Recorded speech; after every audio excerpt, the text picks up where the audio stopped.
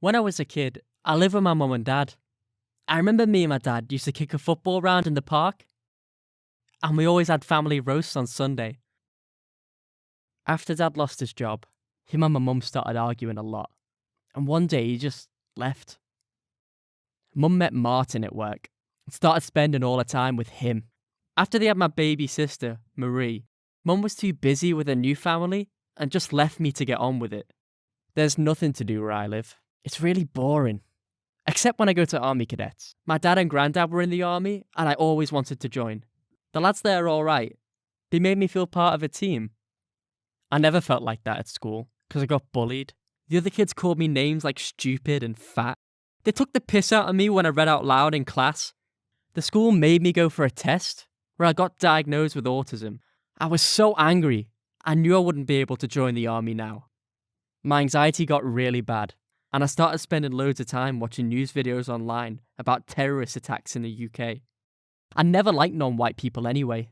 I'd shout at them to go home and cross the road whenever I saw one. I used to go around vandalising their property. It made me fit in with the lads in my area. I started searching online for ways I could get rid of these people that don't belong here, and look for sites where I could buy stickers that showed how white people are superior. I found a group online full of people who agreed with me. That's where I met Rob, in a chat room. He seemed pretty cool. Rob organised for me to meet some of his mates at the library. They told me about their group and what we could do to fight the terrorists.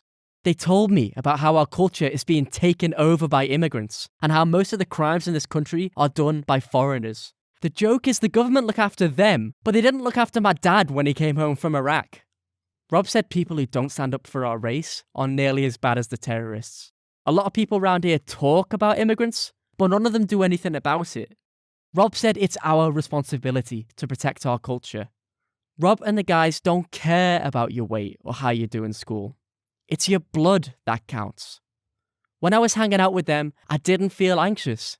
It was like we were all on the same side. They said I could buy one of their swastika armbands, and I immediately bought it. It made me feel part of their group. I started saying stuff to the kids at school about what I thought of the other races.